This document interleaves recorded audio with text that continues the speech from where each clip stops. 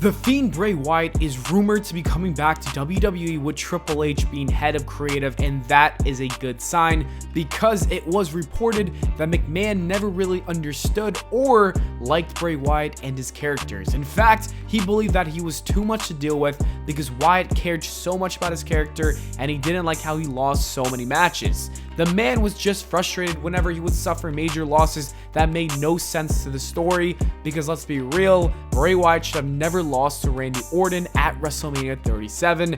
That was one of the worst decisions I've ever seen in my life. Since Vince McMahon didn't like him, he lost a lot of matches to the point where he decided it was best to release him from the company. And so, Bray Wyatt was fired and we haven't seen him since. Triple H, on the other hand, likes Bray Wyatt. He was a big deal in NXT before joining the main roster in 2013. This is actually really awesome news for anyone that is a fan of Bray Wyatt. Wyatt coming back would be great for the fans and the product. With Hunter booking him, I believe he will finally look like the star he was meant to be years ago.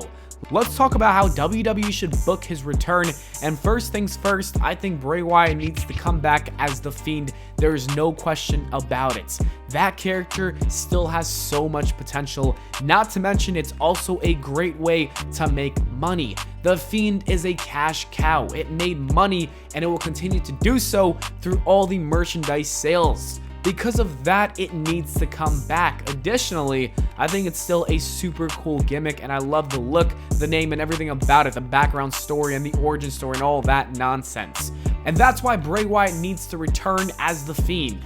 With that being said, Bray Wyatt needs to return at a big pay-per-view, and there is no bigger pay-per-view this year than the Clash at the Castle. I think he should return there because the UK audience would give him quite the reaction. The Fiend deserves a loud pop from the fans. There are two different ways he could come back, and I'm going to present both of them because I think they're pretty good ideas. The first option involves Seth Rollins. As we know, Rollins has been acting like a complete lunatic ever since his feud with The Fiend in 2019.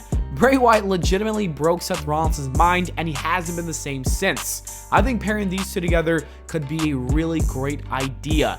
A psycho Rollins and The Fiend running around terrorizing the roster could be a lot of fun.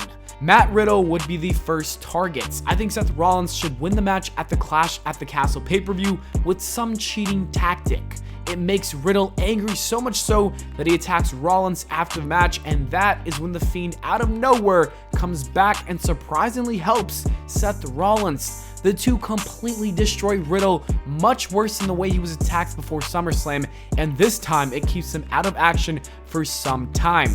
This would be the perfect way to set up a tag team match between Rollins and The Fiend against Matt Riddle and Randy Orton. Other than that, Rollins and Wyatt could work together to destroy everyone else from their past. The first order of business would be Roman Reigns. Both men have a lot of beef with him, and Survivor Series is a big moment. It's the 10-year anniversary of The Shield, who formed in 2012. So I would book Seth Rollins versus Roman Reigns just for the WWE title, not the Universal title. We got to split those two titles up. And The Fiend helps Rollins defeat him to become the champion, being the first person to pin Roman Reigns in the last 900 days. And then The Fiend would come back and he would wrestle Roman Reigns for the Universal title down the line, most likely at WrestleMania, because if you remember, Bray Wyatt's life was ruined when Roman Reigns came back in 2020, because Reigns came back, he took his title and made him look like a joke. So at WrestleMania 39, The Fiend can finally get his ultimate revenge, the ending of the story that was never finished.